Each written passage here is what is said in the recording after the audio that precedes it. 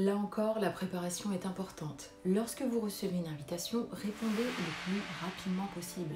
Le mieux est de répondre le jour même, mais n'attendez pas plus de 3 jours. Si vous devez vérifier votre planning, informez-en la personne qui vous invite.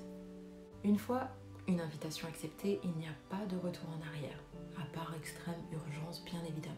Il faut prendre conscience que la personne qui organise l'événement a besoin de savoir combien de personnes seront présentes pour se préparer au mieux.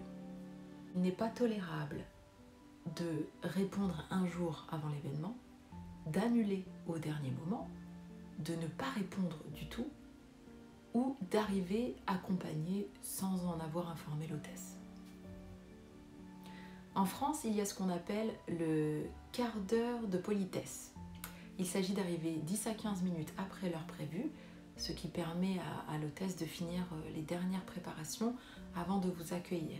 Si l'invitation indique 19h, venez entre 19h10 et 19h15.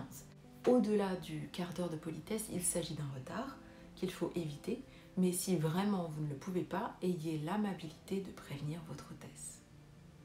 N'arrivez pas les mains vides. Une jolie bougie parfumée, un bouquet de fleurs déjà mis en vase, une boîte de chocolat, etc. Tous ces petits cadeaux peuvent faire l'affaire. Évitez de les remettre à l'hôtesse devant tout le monde pour ne pas mettre dans l'embarras ceux qui auraient omis d'apporter un petit quelque chose.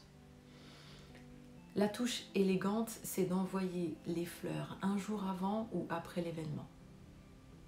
Remerciez les hôtes pour la soirée. Envoyez un SMS de remerciement le lendemain. Ne demandez pas dès en arrivant le code Wi-Fi de vos hôtes. Vous êtes invités pour divertir et vous divertir, participer aux conversations et éventuellement rencontrer du monde. Donc vous n'êtes pas supposé avoir besoin d'Internet. Gardez votre téléphone en mode vibreur ou au mieux éteint et hors de la vue. Ne monopolisez pas l'hôtesse. Laissez-la parler avec ses autres convives. Ne modifiez pas votre place assise à table. La disposition a été pensée.